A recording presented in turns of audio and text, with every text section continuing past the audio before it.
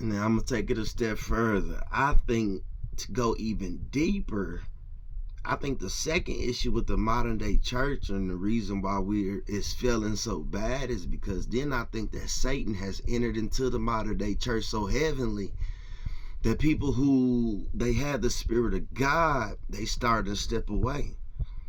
Right? I saw a video, man, on Instagram, I believe, and it was, I don't know how true it is, but it made me think, right? But it was talking about in Georgia, I believe, somewhere around Atlanta, and there was some people that was trying to open a church, a building that had just closed, but they wanted $1 million for the church. And then the people that was wanting to open this church, they was like, man, how does any church afford $1 million? Like, that don't make sense. You get what I'm saying? Because the church ain't supposed to be a business. It's just it's a non-profit organization. You know what I'm saying? For the most part. So how do they afford $1 million building? So they said they sent them to these people, and these people told them, they said, listen, they said, you got to go to this bank, you got to talk to these people, and you got to tell them you want a church loan.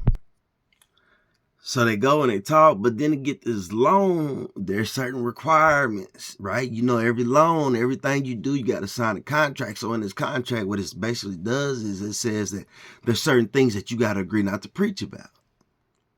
And when I saw that video, it got me to thinking like, dang, I wonder if some truth to that. And I wonder if that's why the church doesn't address certain things. Like they just let it slide because I don't understand. I know what the word says, right? When you start studying the word, you start looking at stuff and it tells us, like I said, to be brave. So if it tells us to be brave, I don't get how the church is so quiet in these times. The government doing everything they can to take away our true freedom and our power.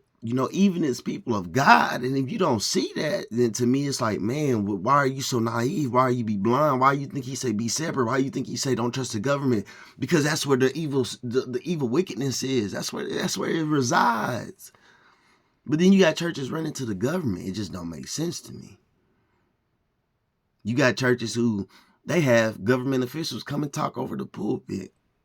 What? No. And that's where the separation comes. Because if he tells me to be separate, I should be separate. So what does that look like? So teach me. Show me. But it can't mean we doing the same thing they doing, because that's the same. That's following their lead. We going to vote just like they going to vote. We worried about this, that. So why y'all don't talk about the scripture how it say God told us he designed us not to be governed by men? So what did he design us for? But then when you think about it, okay, hold on. So this God designed you for greatness, right? But think about society. Do you really think society wants you to be great? They don't. Society is all about the best being the best.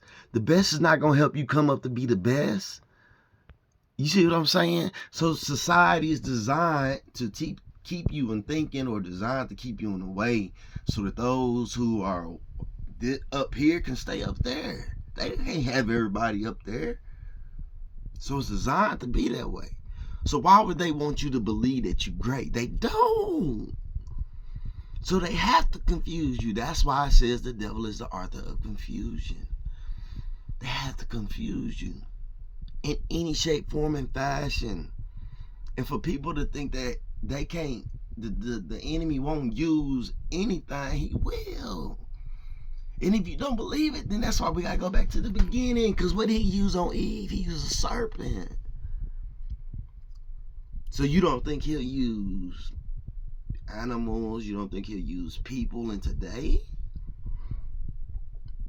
He didn't get weaker, he's getting stronger. You know what I'm saying? He's getting stronger. And that's the issue with the church, is y'all too relaxed for me. For all this to be going on, that y'all should be out here talking about, going against, setting up riots and setting up sit-outs or lockouts, whatever the case is. But y'all ain't doing nothing.